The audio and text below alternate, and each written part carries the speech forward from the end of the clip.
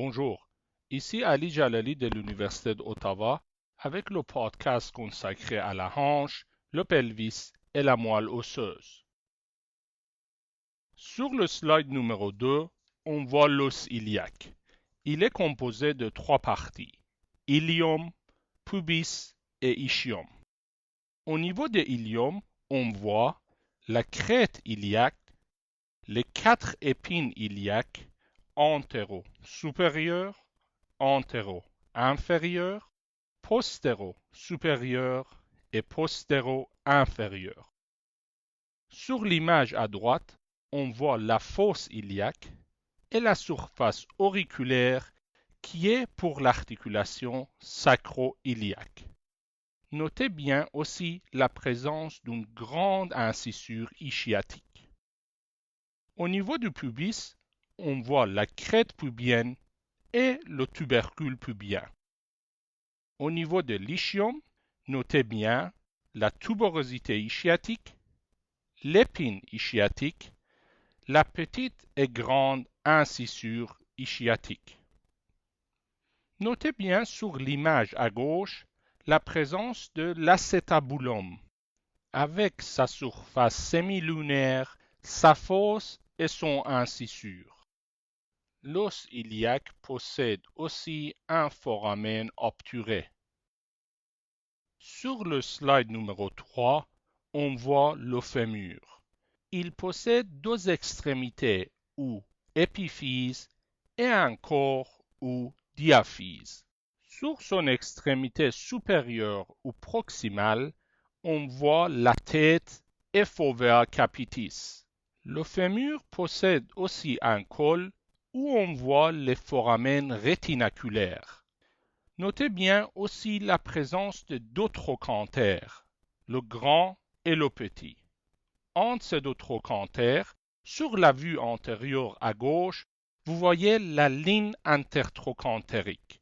Sur la vue postérieure, on voit la crête intertrochantérique. Au niveau de son corps ou diaphyse, notez bien sur la vue postérieure la présence de la ligne âpre. Sur son extrémité distale, on voit la présence de deux épicondyles latérales et médiales. L'image à droite nous montre une luxation de la tête fémorale. L'image à gauche vous montre une fracture du col fémoral. Notez bien la position du pied dans ces deux pathologies. Le slide numéro 4 nous montre l'articulation de la hanche. C'est une articulation synoviale multiaxiale sphéroïde. La tête du fémur s'articule avec l'acétabulum de l'os iliaque. Le cartilage articulaire va recouvrir la tête fémorale dans son ensemble, sauf la fovea capitis. Ce cartilage articulaire couvre aussi la surface semilunaire de l'acétabulum. L'articulation de l'épaule est aussi une articulation synoviale sphéroïde. Notez bien que l'articulation de la hanche est beaucoup plus stable que l'articulation de l'épaule. Ceci est dû à quatre facteurs. L'acétabulum est très profond, l'ampleur des mouvements de la hanche sont beaucoup moins que celle de l'épaule, les muscles et les ligaments entourant la hanche sont plus forts que ceux de l'épaule et la capsule fibrose de la hanche est beaucoup plus épaisse et moins élastique que celle de l'épaule. Sur ce même slide, on voit les différents mouvements de l'articulation de la hanche. On y voit flexion et extension, abduction et adduction, et rotation externe et interne. Le slide numéro 5 nous montre une vue de l'intérieur de l'articulation de la hanche. Notez bien, autour de l'acétabulum, la présence d'un anneau fibrocartilagineux appelé le labrum ou bourrelet acétabulaire. Il approfondit la cavité de l'acétabulum. On y voit aussi le ligament transverse de l'acétabulum qui ferme l'incisure acétabulaire. On y voit aussi le ligament de la tête fémorale ou le ligament rond. Ce ligament relie le ligament transverse à la fovea capitis et il contient une branche de l'artère iliaque interne appelée artère obturatrice. En haut à droite, on voit les pathologies concernant l'angle formé entre le col et la diaphyse fémorale. On y voit coxa vara, qui est une diminution de cet angle, et coxa valga, qui est une augmentation de cet angle.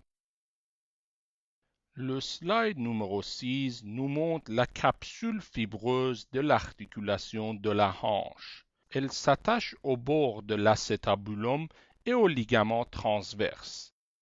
Elle va s'attacher du côté fémoral à la ligne intertrochantérique et au milieu de la surface dorsale du col. Notez bien que seulement la moitié du col est intracapsulaire. Cette capsule fibreuse possède 3 épaississements formant 3 ligaments. Ligament iliofémoral, qui est en forme de Y entre l'épine iliaque antéro-inférieure et la ligne intertrochantérique. Le ligament pubofémoral, qui commence au niveau de la partie pubienne de l'acétabulum et se termine à la partie inférieure de la ligne intertrochantérique, et le ligament ischio-fémoral qui forme la partie postéro-supérieure de la capsule. Ces ligaments limitent les mouvements de la hanche. Le ligament iliofémoral limite l'hyperextension et la rotation latérale. Ligament pubofémoral limite l'abduction et le ligament ischio-fémoral limite la rotation médiale. Notez bien que la partie postéro-inférieure de la capsule est plus faible. L'image en haut à gauche vous montre une luxation postérieure de la hanche. Comme on le voit sur le slide numéro 7, on divise les muscles de la cuisse en 3 compartiments. Le compartiment antérieur, le compartiment médial et le compartiment postérieur. Sur le slide numéro 8, on voit les muscles du compartiment antérieur de la cuisse. Ceci intervient dans la flexion de la hanche.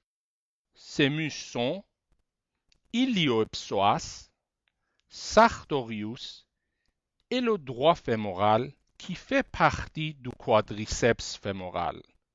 Tous ces muscles sont innervés par le nerf fémoral. Le slide numéro 9 nous montre les muscles intervenant dans l'extension de la hanche. On y voit le grand fessier, innervé par le nerf glutéal inférieur, les muscles ischio-jambiers, qui sont le biceps fémoral, le semi-membraneux, le semi-tendineux et la partie ischio-jambier du grand adducteur qui sont innervés par le nerf sciatique. Le slide numéro 10 nous montre les muscles de l'adduction de la hanche. Ces muscles sont situés dans le compartiment médial de la cuisse. On y voit le muscle gracile, le pectiné, le long, court et grand adducteur. Ces muscles sont tous innervés par le nerf obturateur. Le slide numéro 11 nous montre les 3 muscles intervenant en abduction et la rotation médiale de la hanche. On y voit les moyens et petits fessiers et le tensor du fascia lata. Ces muscles sont innervés par le nerf glutéal supérieur. Le slide numéro 12 vous montre l'importance de fonctionnement des muscles moyens et petits fessiers pendant la marche. Sur l'image à droite, vous voyez le signe de Trendelenburg qui montre une bascule du bassin du côté non portant et une bascule des épaules du côté de la hanche malade à chaque pas.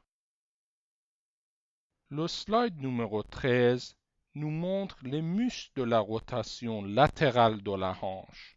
On y voit le grand fessier qui intervenait aussi dans l'abduction et les 6 courts rotateurs latéraux.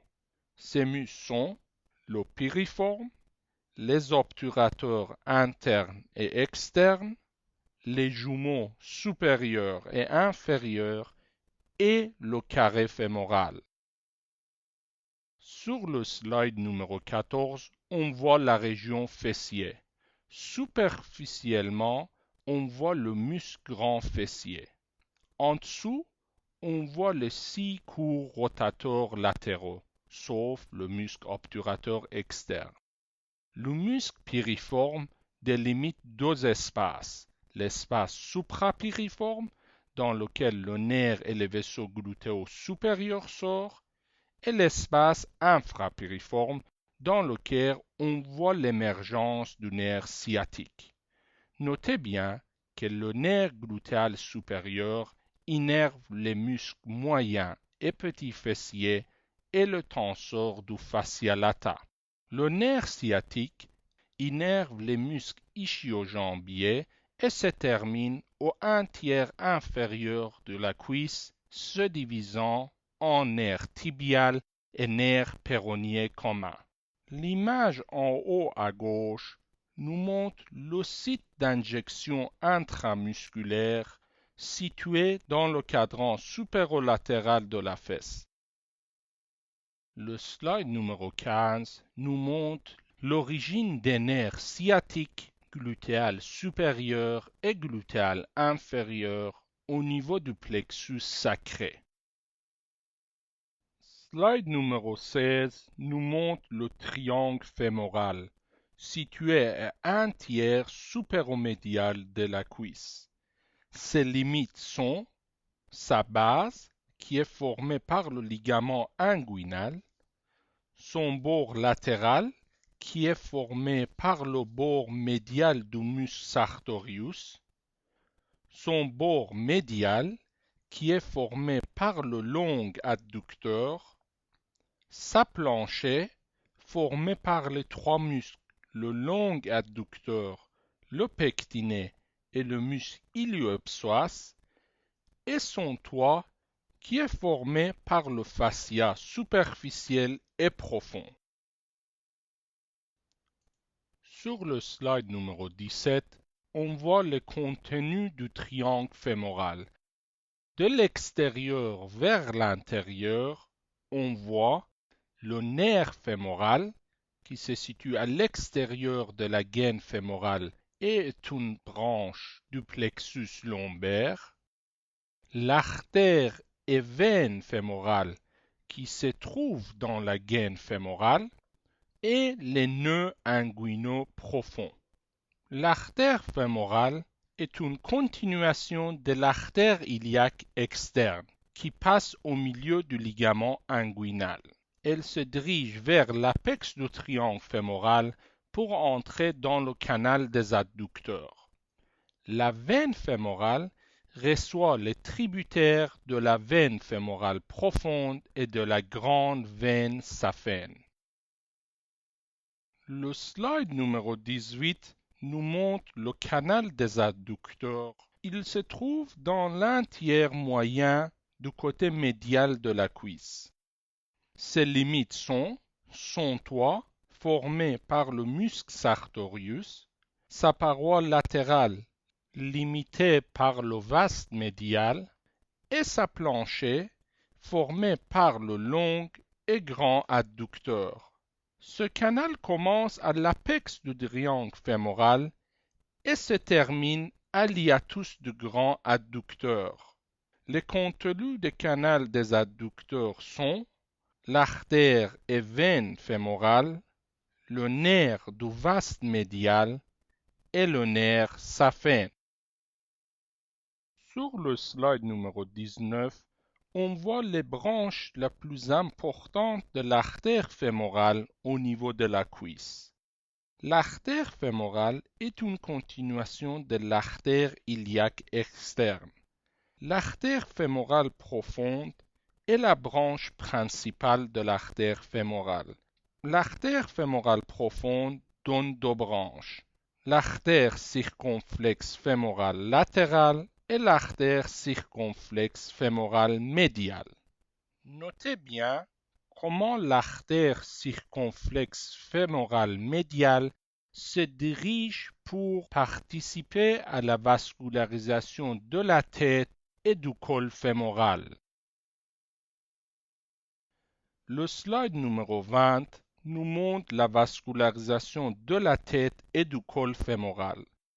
Comme on le voit en bas, une grande part de la vascularisation de la tête et du col chez adulte est faite par les artères rétinaculaires. Ces artères sont des branches de l'artère circonflexe fémorale médiale qui pénètrent dans les foramen rétinaculaires présents au niveau du col fémoral. Le ligament rond de la tête fémorale contient aussi une petite artère qui est branche de l'artère obturatrice. Cette artère approvisionne seulement une petite partie de l'apport sanguin de la tête fémorale chez l'adulte. Chez l'enfant, dû à la présence du cartilage épiphysaire, une grande partie de la vascularisation de la tête fémorale est dépendante de cette artère obturatrice.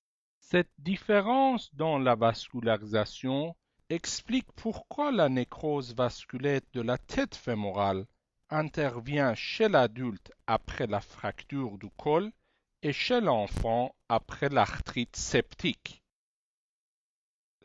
Ceci termine notre podcast sur la hanche.